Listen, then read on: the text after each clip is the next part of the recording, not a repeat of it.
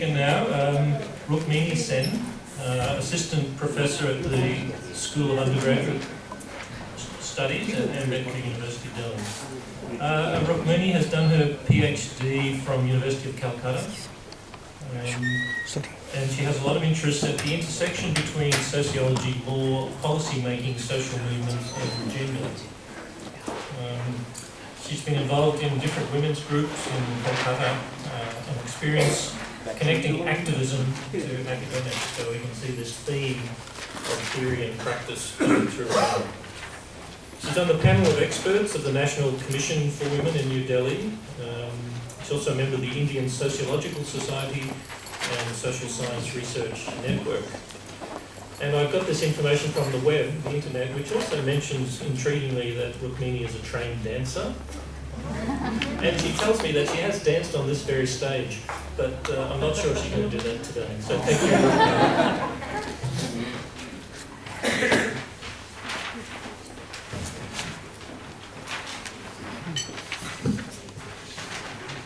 Thank you. Good afternoon, everybody.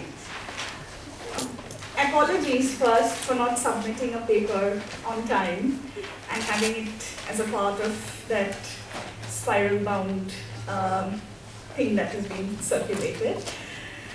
And thank you, Onup, for providing an opportunity to reflect on teaching, teaching that happens in the classroom, where the classroom actually becomes a field.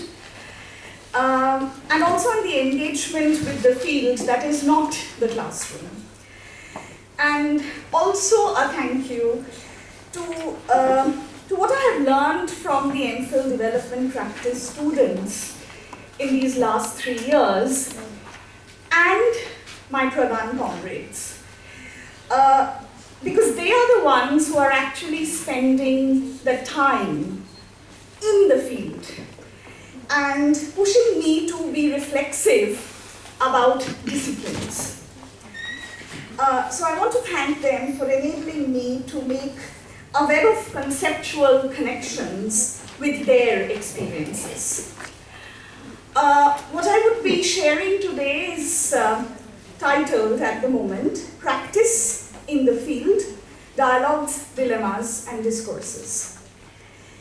Is practice a noun as per the British dictionary, or practice both a noun as well as a verb as per the American English? Practice is both an idea as well as a doing.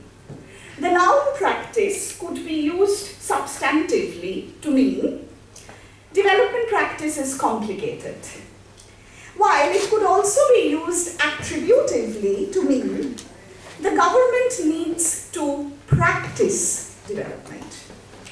Practice in the development practice program is learning as well as doing.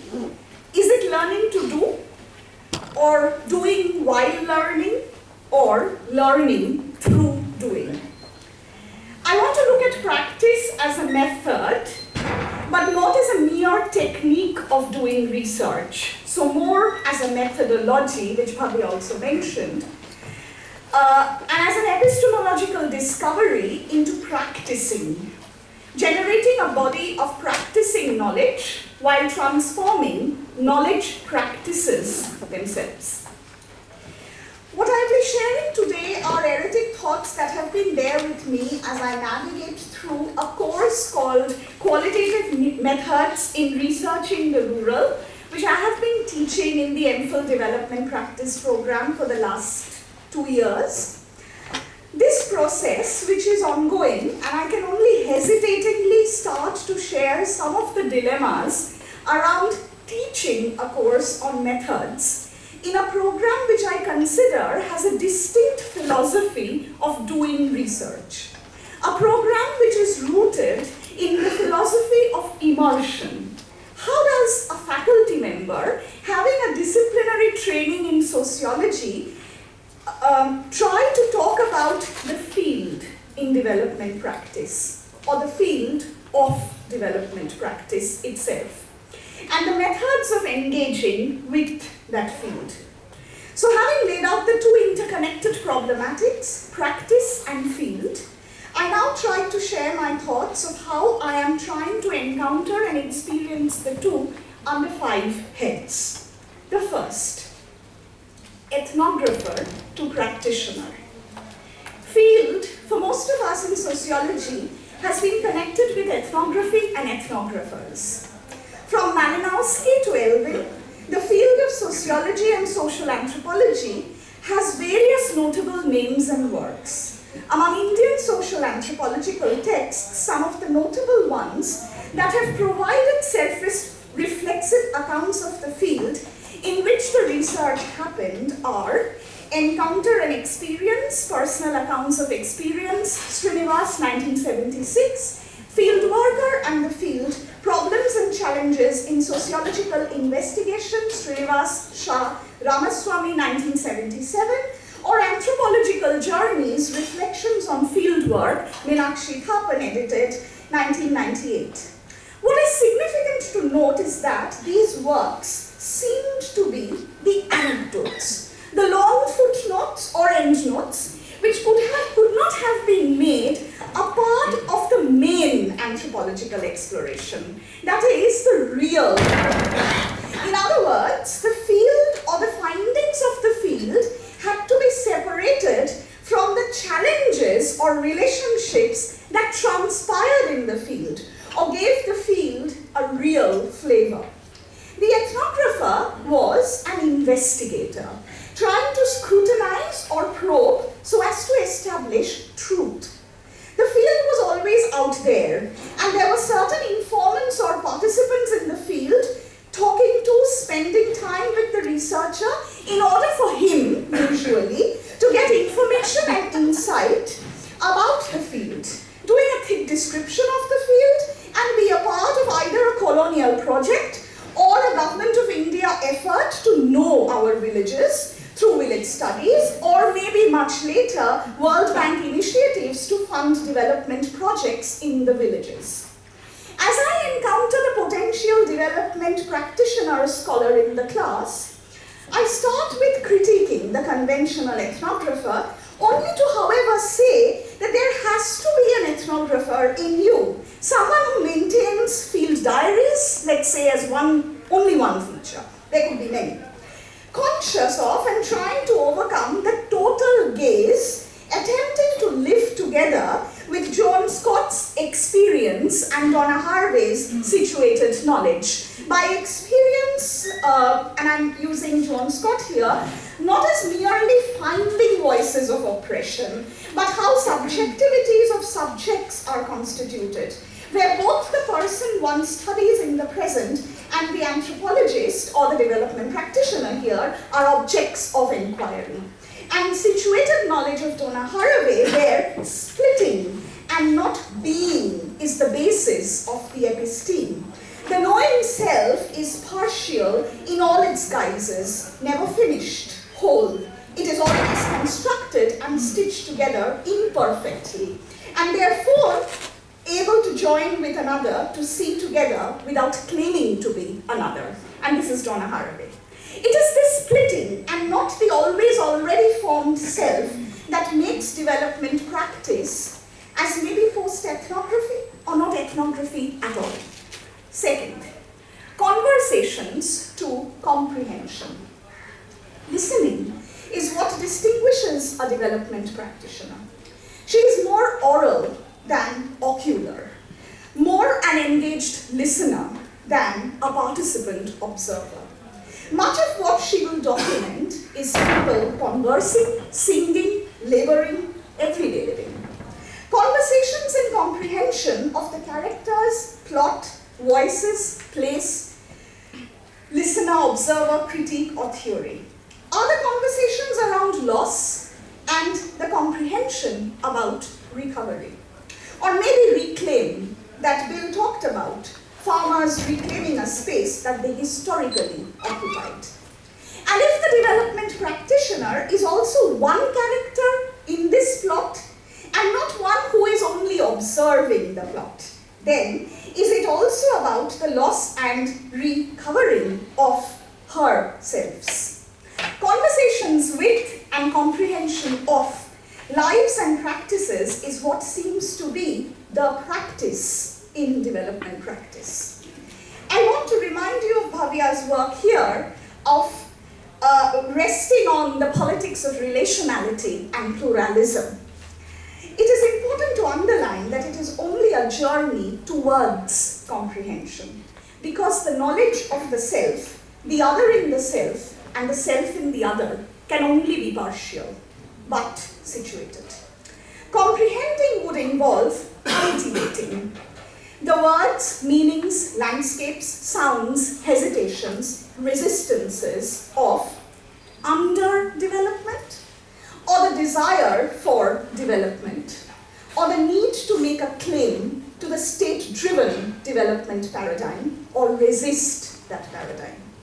Knowledge generation, that is only an endpoint of the comprehension, or rather, actually, a process of this comprehension, and not an endpoint, cannot always be a full or a complete entity. There are gaps in this comprehension, and therefore, inevitably fractures in this knowledge. So this field of development practice is only emerging as both a practice as well as a practicing discipline. A field that may want to learn from women's studies or gender studies, but may also want to unlearn the boundaries and barriers that areas of inquiries create when there is a shift that happens from fields to disciplines.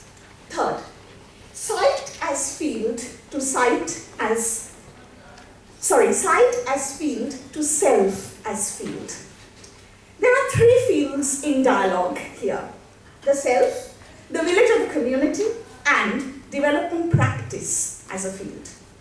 A lesser known 1996 Srinivas piece, Indian Anthropologists and the Study of Indian Culture, appeals to the anthropologist to take an autobiographical turn by considering the self as a field site to encounter. So not go out there, but go in here, is what Srinivas argues nearly towards the end of his life.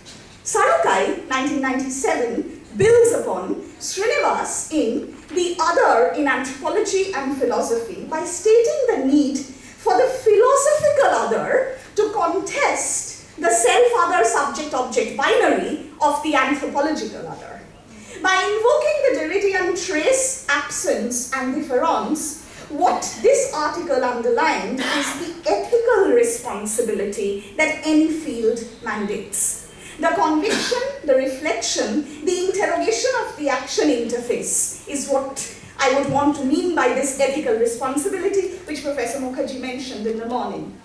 The autoethnography of the development practitioner is as much a field as her field site. There is a difference between knowing the field, the village, and immersion in the field, with the villagers. It seems to be the difference that Ambedkar makes between division of labor and division of laborers. That is, between an abstract system out there to exploit and an embodied people actually humiliated. Real lives are perceived or felt, real relations created, real people transformed. Although, only to realize that in the real, there is an imaginary. In the set, there are silences. In the seeing, there are oversights. In the recovery, there is a privileging. In the present, there is a past. And in the transformation, there is definitely a lack. So the field site is not at all an abstraction. Out there, where one visits and returns. Rather, it represents the beginning of an archaeology of relatedness which forms the basis of any knowledge. In this case, knowledge for the field of development practice, praxis-based, relationship-dependent knowledge, which is a lot different from, and actually much beyond, raising feminist consciousnesses that women's studies as a field aimed at. Engendering transformation is qualitatively different from empowering women. How should one practice in the field of development practice? Fourth, change to transformation. Most sociological research is about, most sociological as well as social anthropological research is about writing. Writing the change, while the philosophy in development practice, and I'm using Onuk here, is writing on wrongs. Writing on righting wrongs. The second righting wrongs is Spivak.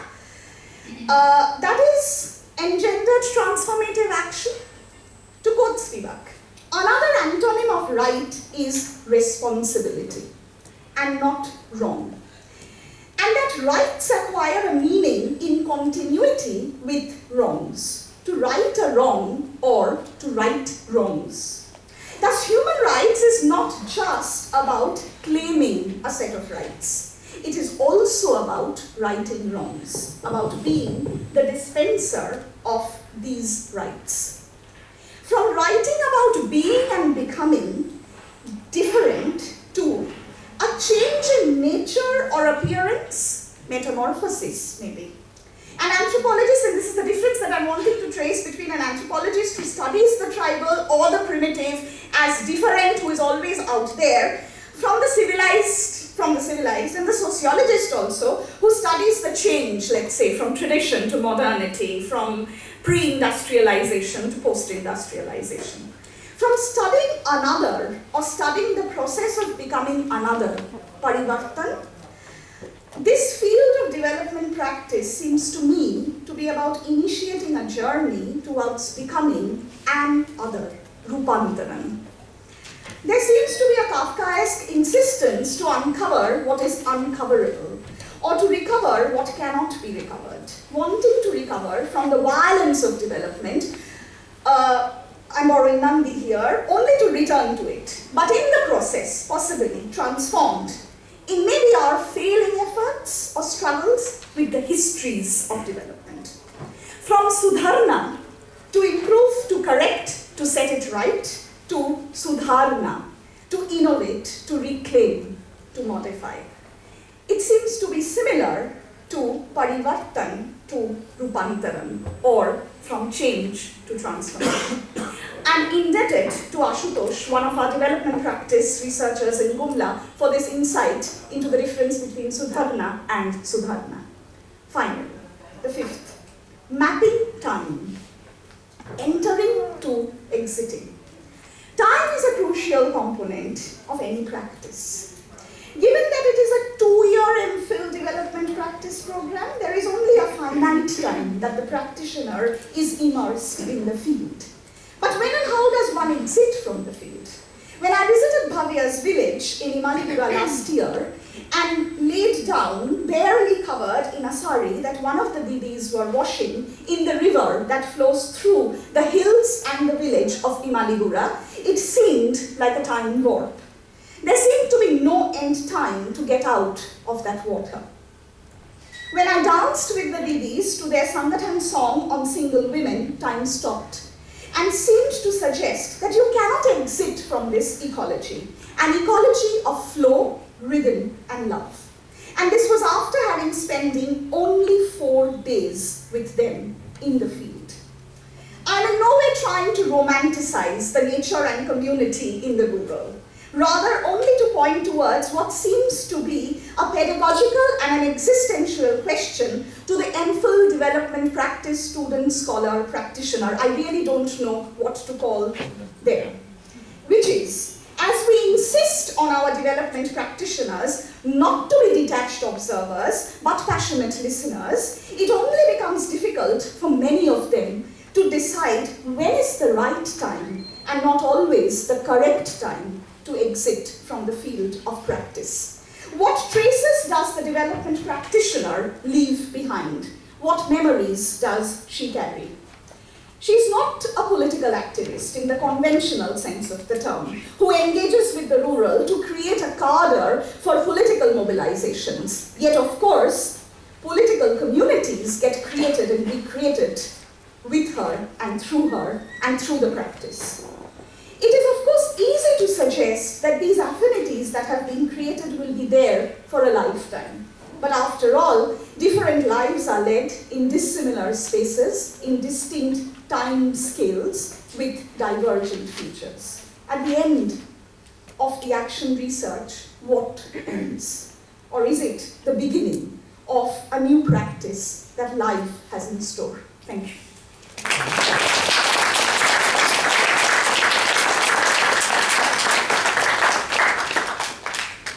Thank you very much, Rukmini. We have 30 seconds. It's good time. Any quick questions or clarification? With just one point to Yeah, make. oh, yes. We have also been struggling actually, and that distinction between Sudharana and Sudharana, or Parivartan and Rupantar, because we have been also, and it came up in one of our presentations actually, and Ashutosh presented and we lapsed into this discussion. We have also been trying to actually rethink these set terms, development, change, etc., action, and in the Indian languages, perhaps we need to find new terms also, because otherwise we become prisoner to those terms. So change has got a meaning, development has got a meaning, action has got a meaning, and we become captive to those terms sometimes. So it was important that Rukmini highlighted the distinction between Parivartan and Rupantar. So thank you very much. Thank you, Rukmini. It's always good to have a presentation without the dreaded PowerPoint, and it's a delight to hear a presentation that has so much love of words and language and meaning, as Arnold pointed out. So thank you, and I hope we get a paper from him